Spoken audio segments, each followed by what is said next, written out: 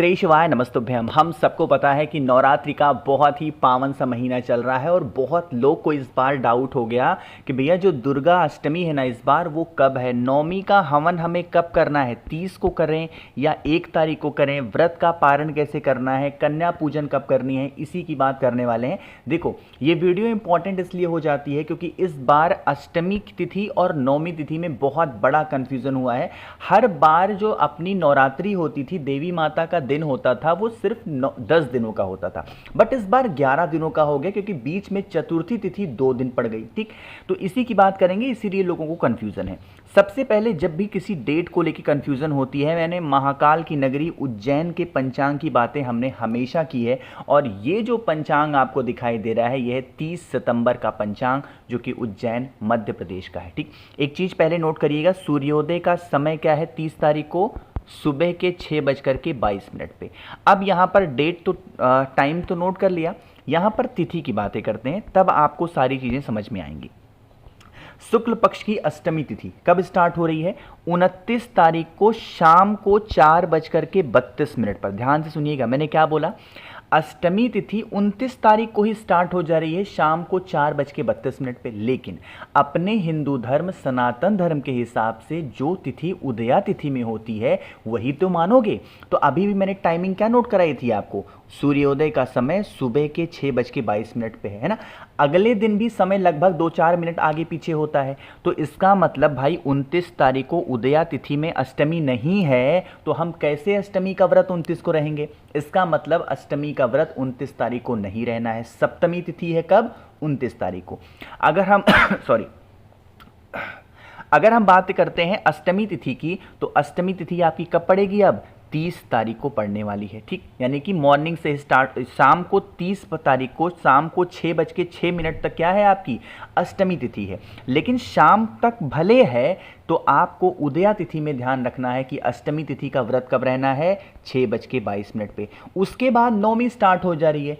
हवन पूजन पाठ, रात में हवन कराने का प्रावधान नहीं होता है, तो आप लोगों को जो नवमी का हवन कराना चाहिए वो 1 तारीख को करा आप सकते हो, 30 तारीख को भी, क्योंकि देखो जो आज के टाइम पे पंडित जी लोग हैं वो क्या हैं, जो ब्राह्मण देवता लोग हैं क्या हैं, बहुत बिजी हैं। अब हर इंसान 1 तारीख को ही कराना चाहेगा तो बेचारे कर ही नहीं पाएंगे। तो इसलिए अगर पंडित जी आपको सजेस्ट करते हैं कि भाई देखो जो नवमी तिथि है वो शाम को लग जा रही है या दोपहर में लग जा रही है, तो आप हवन करा सकते हो, कोई दिक्कत नहीं है। बट अगर आप अष्टमी का व्रत हो तो नवमी का हवन 1 तारीख को ही कराना, इस चीज़ का ध्यान रखिएगा। तो यहाँ पर डेट को लेके जो भी आप लोगों को कन्फ्यूज़न था, मैंने आपको बताया कि अष्टमी तिथि आपकी 30 सितंबर को होगी और नवमी तिथि आपकी 1 अक्टूबर को होगी। इस चीज़ों का ध्यान है क्या, पता चल गया। चलो अब यहाँ पर अष्टमी तिथि और नवमी तिथि पर हमें किन किन चीज़ों का ध्यान देना है और कुछ ऐसे उपाय की बातें करेंगे जिसको करने से हमारे घर में देवी माता का वास हमेशा बना रहेगा। यहाँ पर आप लोग को स्क्रीन पर दिखाई दे रहा होगा शायद, अच्छा कुछ चिड़ियों की आवाज़ सुनाई दे रही है क्या? मेरे कमरे में एक चिड़िया ने घोंसला बना लिया, वो है गौरैया चिड़िया। तो जब भी मैं रूम में आ जाता हूँ वो चींची करती है कि मैं उसे कुछ दाना दूँ, तो अभी मैंने उसको रोका है कि मैं वीडियो बना लूँ पहले 5 मिनट की, फिर मैं उसको दाना देता हूँ। देखो क्या दिखाई दे रहा है आप, ये बोलती रहेगी, शहद। सबसे पहले समझ लेते हैं इस उपाय के बेनिफिट क्या हैं।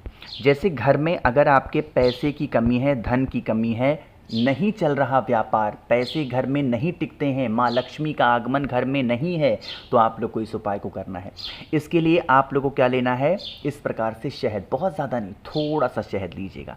अगर नॉर्मल डे होता, मतलब नवरात्रि के अलावा कोई दिन होता, तो हम क्या लेते, बेलपत्र, क्योंकि महादेव को अगर कोई भी चीज़ें सबसे ज़्यादा पसंद है तो क्या है, बेलपत्र। बट यहाँ पर नवरात्रि चल रही है तो शहद के साथ हमें क्या लेना है, आम का 1 पत्ता, वो भी कौन सा, कोमल पत्ता।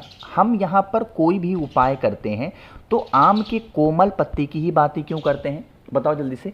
इसलिए करते हैं क्योंकि नवरात्रि में पुराने पत्तों का प्रावधान नहीं होता है, इसीलिए कोमल पत्ते कौन से होते हैं, जो नए नए पत्ते निकले होते हैं ना, वही होते हैं कोमल पत्ते। ठीक है ना, जो भी पत्ता आपने लिया है आम का, उस उस आम के पत्ते पर इस प्रकार से क्या लगाना है, आपको शहद लगाना है, फिर इस आम के पत्ते को उठाना, महादेव के शिवलिंग के पास लेके चले जाना और वहाँ पर पहुँच करके सीधा सीधा महादेव के शिवलिंग के ऊपर उस आम के पत्ते को समर्पित करके और फिर 1 लोटा जल चढ़ाना। अब यहाँ पर नियम सुनिएगा, जब आप उस आम के पत्ते को महादेव के शिवलिंग के ऊपर चढ़ा रहे होंगे तो आपको यही विनती करनी है, हे शिव शंभू, हे भोलेनाथ, हमारे घर में धन को लेके प्रॉब्लम है, हमारा व्यापार नहीं चलता, हमारी नौकरी नहीं लग रही है, घर में हमारे सुख शांति नहीं है, हम लोग बहुत टेंशन में हैं, हम लोग बहुत परेशान चल रहे हैं, आप हमारे घर परिवार की इन समस्याओं को दूर करें।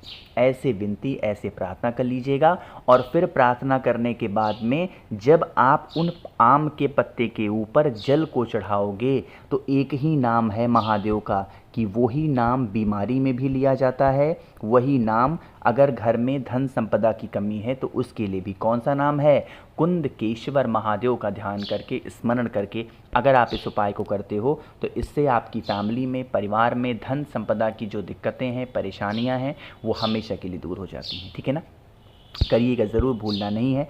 आगे बढ़ते हैं इस वीडियो के तीसरे उपाय की तरफ, जो कि हम सभी को किससे करना होगा, बताओ जल्दी से, चावल के दाने के साथ में करना। ठीक है ना, लेकिन चावल के दाने के साथ में बताना चाहता हूं कि नवरात्रि का पावन सा दिन है, 9 मुखी रुद्राक्ष आपके घर में ज़रूर होना चाहिए सुख शांति समृद्धि के लिए। 9 मुखी रुद्राक्ष मेरे पास इंडोनेशिया वाला भी है और नेपाली भी है। चाहे 9 मुखी रुद्राक्ष इंडोनेशिया खरीदते हो या आप मुझसे 9 मुखी रुद्राक्ष नेपाली खरीदते हो, इसके साथ मैं आप लोग को बहुत सारी चीज़ें फ्री दूंगा। सबसे पहले मैं आप लोगों को फ्री देने वाला हूं 5 मुखी रुद्राक्ष, फिर मैं आपको दूंगा 3 मुखी रुद्राक्ष। 5 मुखी बीमारी के लिए है, 3 मुखी आपके बच्चों के लिए है। कमल गट्टे की माला, दीपावली आ रही है, माता लक्ष्मी को पहना दोगे तो साल भर में घर धन संपदा से भर जाएगा। तो कमल गट्टे की माला 108 कमल गट्टे की होती है, वो मैं फ्री दूंगा। प्लस महादेव का श्रृंगार करने के लिए 50 ग्राम भस्म और एक नई चीज़ है जो है 4 स्टिकर श्री शिवाय नमस्तुभ्यम के। तो ऑफर का लाभ जिन भी मेरे भाई बहन को उठाना है तो 8299419143 मेरा व्हाट्सएप नंबर है, कॉल मत करिएगा, इस नंबर पे जल्दी से मैसेज करके ऑफर का लाभ उठा सकते हैं। सिर्फ 9 मुखी रुद्राक्ष के साथ ऑफर है, या तो आप नेपाली लेते हैं तो भी फायदे में है, अगर आप इंडोनेशिया लेते हैं तो भी फायदे में है। ठीक, अब बारी आती है इस उपाय को समझने की। स्क्रीन पर क्या दिखाई दे रहा है आपको, चावल का दाना। ठीक है ना, क्या फ़ायदे हैं चावल के दाने से? जैसे मान लेते हैं कि आप कभी भी अपने घर के बाहर जाते हो और आपको किसी काम में सफलता नहीं मिल रही है, प्रॉब्लम तो घर में सभी के रहती है, बट आपके घर में ऐसी प्रॉब्लम है कि सफलता ही नहीं मिल पा रही है, प्रॉब्लम ही प्रॉब्लम है, तो आप लोगों को 1 चुटकी चावल का दाना, बहुत ज़्यादा नहीं, सिर्फ 1 चुटकी चावल का दाना, नवरात्रि होने की वजह से हम सभी लोगों को लौंग की भी ज़रूरत पड़ेगी। कितने लौंग? 1 जोड़ा, 1 जोड़ा मतलब 2 लौंग, और जो 2 लौंग लोगे उसके फूल टूटे नहीं होने चाहिए। ठीक है ना, ले लिया। फिर तांबे का लोटा लीजिएगा, जल भरिएगा, जल के अंदर गंगा जल डालेंगे और जो वही मैंने आपको 2 लौंग दिखाए, लौंग को कलश के अंदर डाल दें। क्यों? क्योंकि हमें लौंग के जल की ज़रूरत है। लौंग का जल कैसे बनेगा? जब जल के अंदर लौंग डाल दोगे तो लौंग का जल बन गया। ठीक, फिर आप इस कलश को उठाना, चावल के दाने को उठाना, महादेव के शिवलिंग के पास लेकर पहुंच जाओ। जो आपकी तकलीफ़ें हैं, जो आपकी प्रॉब्लम है, महादेव के शिवलिंग पे 5 ऐसे स्थान हैं जो उनका पूरा परिवार विराजमान है। सबसे पहले भगवान गणेश के स्थान पे चावल का दाना, फिर भगवान कार्तिकेय, फिर माता अशोक सुंदरी, फिर माता का हस्तकमल और लास्ट में महादेव की पिंडी के ऊपर चावल के दाने को समर्पित करके, और फिर जो आपके पास में लौंग का जल है उसे अब आप लोग को समर्पित करना है भोले शंकर के शिवलिंग के ऊपर। किसका ध्यान करके? चंपेश्वर महादेव का ध्यान करके अगर आप समर्पित कर देते हो तो इससे आपकी फैमिली में, परिवार में कभी कोई संकट, परेशानी, तकलीफ़ें नहीं हैं। ठीक, चलिए आगे बढ़ते हैं सबसे आखिरी उपाय की तरफ, जो कि हमारा चौथा है। लेकिन इस उपाय को बताने से पहले सबसे पहले जल्दी से करिए वीडियो को लाइक।